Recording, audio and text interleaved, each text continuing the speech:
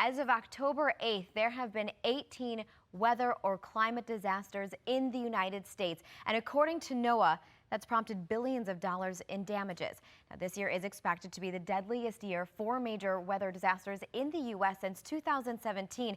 And after recent storms in Washington state and growing fires in Colorado, extreme weather events show no signs of stopping. Joining us now is Chief of Climate Science and Services Division at NOAA's National Centers for Environmental Information, Deke Arndt. Thank you so much for being with us.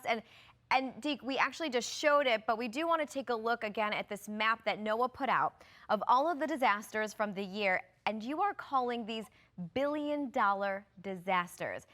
Just to put into perspective for us, how does that compare to other years? How bad is this really? So the 18 events that we've seen so far this year, each one of those medallions on the map represents an event that happened over the course of days or weeks that cost $1 billion or more for that event. And we've seen 18 of those so far through September of this year, and that compares to our all-time record of 22 through the complete year of 2020. So we're on pace through September to exceed that total, although we haven't yet.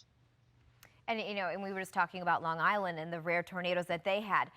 When you look at how much land has been lost due to these extreme weather events, how much are you talking here?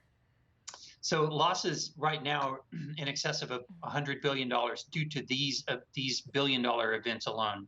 And that is, again, that's on the upper end. We've been keeping track of this since 1981. That is towards the top of the list. That's in the top 5 easily of that 40-year period. So that's quite a bit, $100 billion a year lost to these 18 events alone. I mean, nothing to blink at, right? And now we're coming out of a pandemic. It's a lot.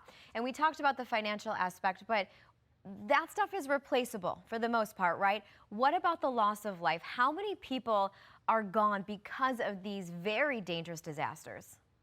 So again, limiting to these 18 events, we have lost more than 500 people, and we've seen, in addition to those, significant economic effects due to these $18 billion events. And it's just terrible. And when you look at recently what's coming out of Washington and what's coming from so many states that are still recovering and these people trying to get things back together, now we're nearing the end of the year. We're getting into the holidays. What is your outlook for 2022 after this year we just had / are having? So I'm not an expert in prediction. I will say that NOAA's Climate Prediction Center, which handles these seasonal outlooks, do forecast a persistent La Nina, and that can have impacts across the country. I'm sure you guys have covered it so far, but that's kind of the biggest signal that we see going into 2022 for U.S. weather patterns. And I think at this point, all we can do is be optimistic, right? And just hope for the best. All right. Thank you so much, Deke, for joining us. And by the way, Deke Arndt from NOAA's National Centers for Environmental Information. Thank you for being with us tonight. Thanks a lot.